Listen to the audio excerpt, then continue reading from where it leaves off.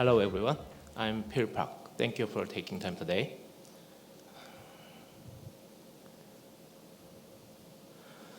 With more apps being released widely, one problem arose. The app you use naturally include a working example on how to breach your security perimeter. For example, a bank should include instructions on how to access bank account information in a customer's app so that customers can check their account balance and transfer. So therefore, question is, how do I keep the app secure so it doesn't become attack vector? So hackers can download your app from Play Store.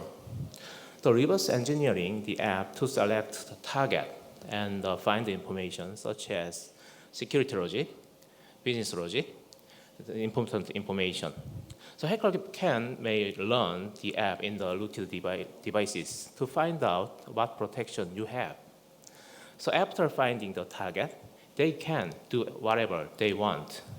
Tools like the Frida debugger can be used to decrypt the encrypted code or dynamically modify your code or inject hackers' malicious code. What if the code is strongly obfuscated and hard to analyze when a hacker reverse engineered after downloading the app? What if the protection works when hacker learn the app and is hard to bypass it? Hackers are also doing this for money. If it takes too much time to create fake app and modify the protected app, hacker will just move on another app, the easier target. There are many apps out there on store. So many are poorly protected. Some are not protected at all. From hackers' perspective, it's not worth the time to bypass strong security. That's why you use strong security. That's what we do, Digital.ai do. So here's what we do. The first, protect. The build protection in the software at the build compile time. This is to shift left or move security at the beginning of the operation cycle. Second is monitor. Customers can gather information about the attackers, attack target, and attack method.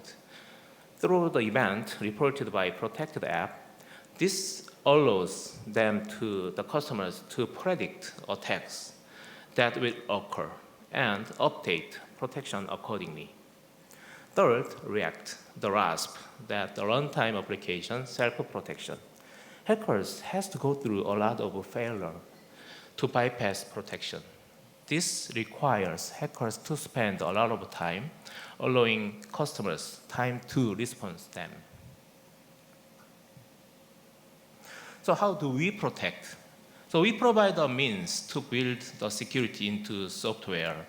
The protection engine reads binaries like the IPA, and APKs, and reference protections build blueprint to create a new protected app.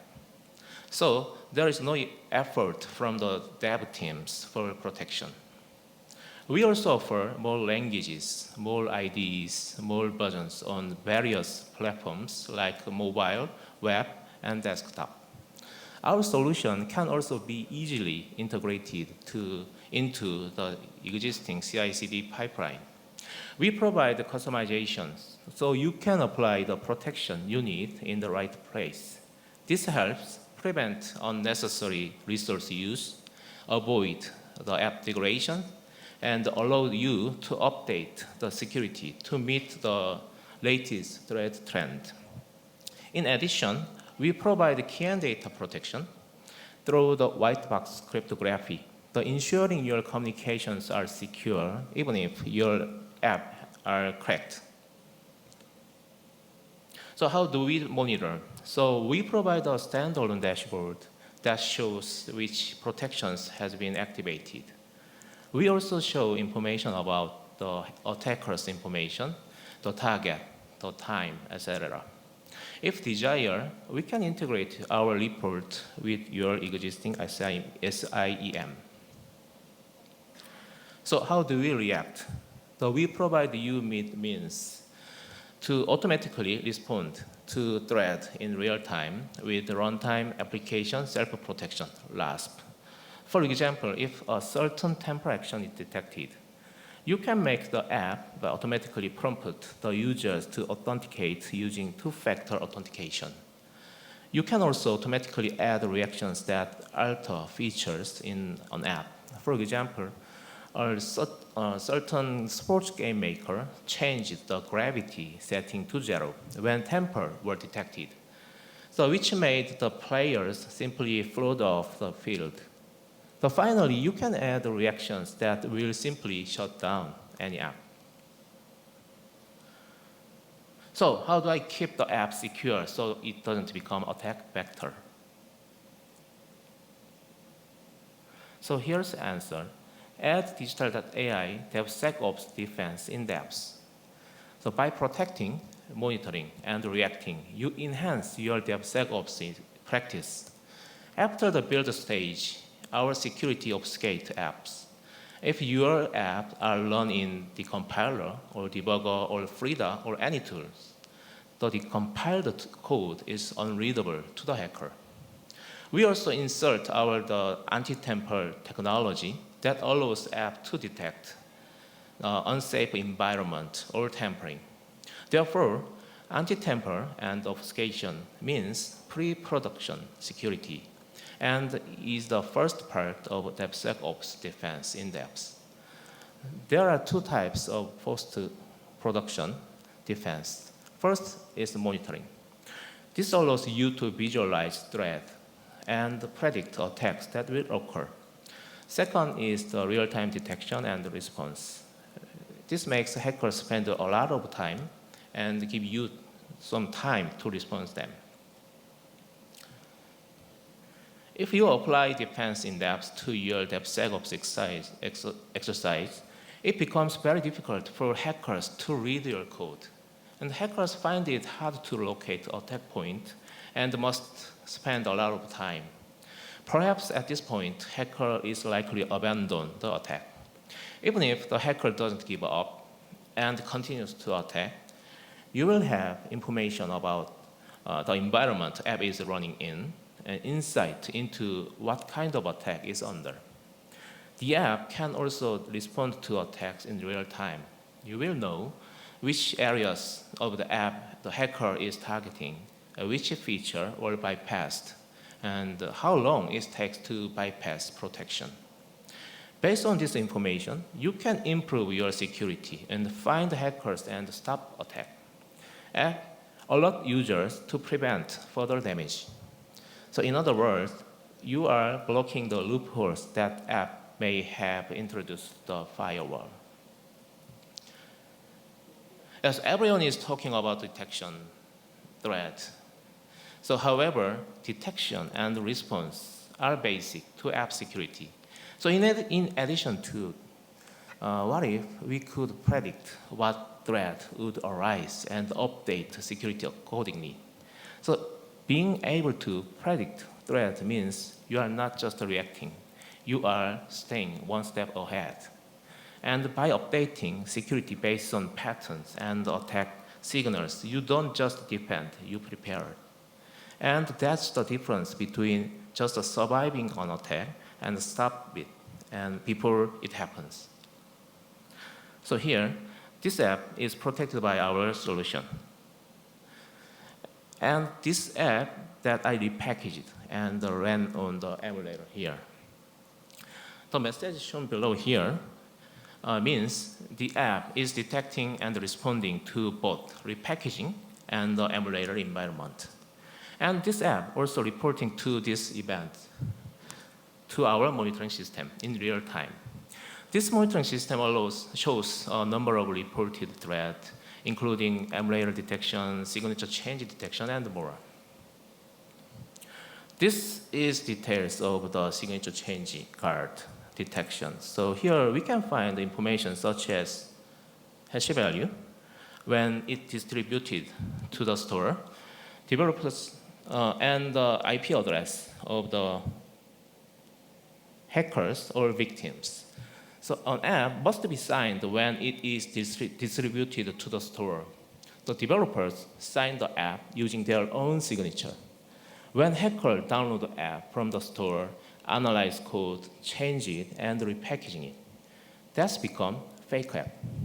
The hacker must sign this fake app to distribute it.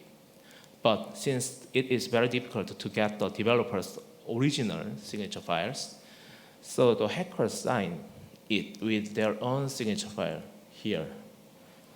So the first time we see this signature hash value and IP address, it's probably hackers. That's what if we see the same event again from different IP address? That likely means the hacker has delivered this fake app to victims, and the victims have run it on their devices. This statistics shows the most active protection. So if we look at the real world here, so first, virtualization check guard, and second is root detection.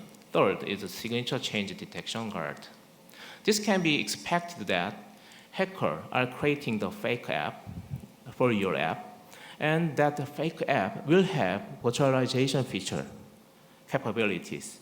These three combinations actually remind me of one malware that targeted a bank in Singapore. This is an article from Google about the Field Phantom, a malware incident that occurred in Singapore and Southeast Asia. The article explains that this malware has caused a lot of damage to users and organizations in this region. So what's also interesting is this malware used virtualization capabilities here. So when a victim downloads and installs this fake app, it creates a virtual space inside the victim's device. So inside this virtual space, the real app is downloaded and installed. The virtual environment behaves like an independent sandbox and separated from the rest of the system. This means the hacker can freely run various attacks, such as hooking, injection, without being detected by the system. If the affected companies were using our product, when hackers try to analyze and create fake version of a customer's app, customer would have immediately been alerted who was attacking them, which area was targeted, and how the attack was attempted. With that visibility, security could have been updated quickly to make further attacks significantly more difficult for the hacker. They could have also informed their users in advance. So users would be aware and better prepared for this upcoming threat. If your app has real-time visibility into threat, and your security solution allows the customization, you can dynamically update the security in response to wide range of the hackers' behaviors. Every customer faces different threats. Applying the same security to everyone means wasting resources and deploying protection that might not be appropriate for your threat landscape. With Digital.ai, security becomes adaptive, efficient, and precise. There are many apps in the market. So from the hacker's point of view, starting an attack means they must analyze the app's code, find the attack point, and bypass security, and repackage the app to distribute it again. That's time-consuming. So it makes more sense for hackers to target apps with weak or no protection. But if your app is well protected, has visibility into real-time threat, and can be continuously updated based on those threats, then attacking your app becomes too difficult and costly. As the result, hackers are likely to give up and move on to a rival's app that has weaker defense. The strong security protection not only defends your app, but also makes your app less attractive target. Yeah, this wraps my presentation. Thank you for listening. So we have booth. If you have any questions, please visit our booth. Thank you. Thank you very much, Mr. Pil. Thank you.